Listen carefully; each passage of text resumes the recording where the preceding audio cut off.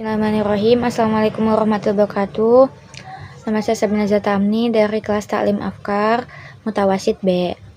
Yang pertama, jelaskan macam-macam jual beli. Macam-macam jual beli yakni ada 3. Yang pertama, jual beli secara langsung, hukumnya boleh. Jual beli yang dijelaskan sifat-sifatnya dan boleh apabila yang barang yang dijual sesuai dengan yang disebutkan.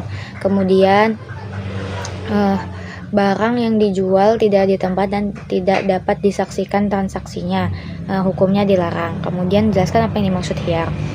Khiyar merupakan hak memilih yang dimiliki oleh penjual maupun pembeli untuk melanjutkan atau membatalkan suatu akad dalam transaksi jual beli.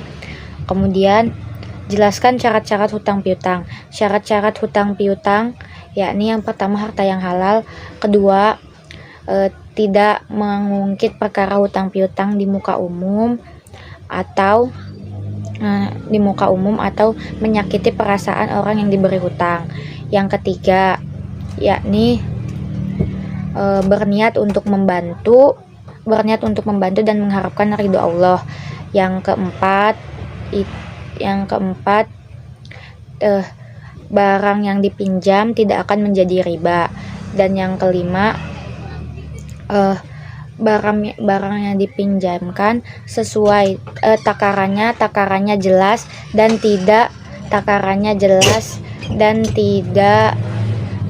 dengan batas waktu yang jelas pula.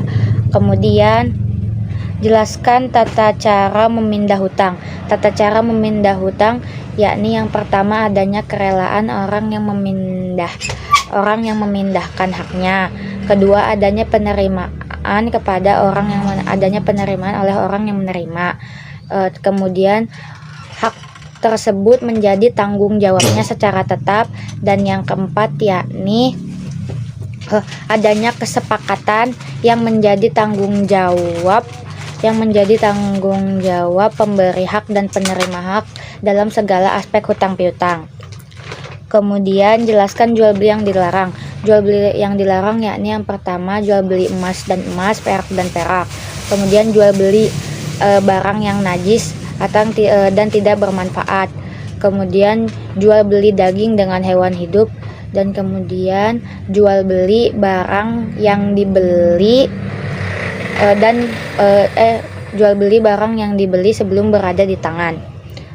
Kemudian jelaskan hal yang perlu dilakukan dalam menemukan barang temuan. Yang pertama, mengumumkan barang yang ditemukan selama 1 tahun. Apabila pemiliknya belum ditemukan, maka dikelola sebagai barang titipan hingga pemiliknya datang dan kembali mengambil barang miliknya. Kemudian jelaskan syarat wakaf. Syarat wakaf ada 4, yakni kepemilikan secara sempurna, berakal, balik, mampu.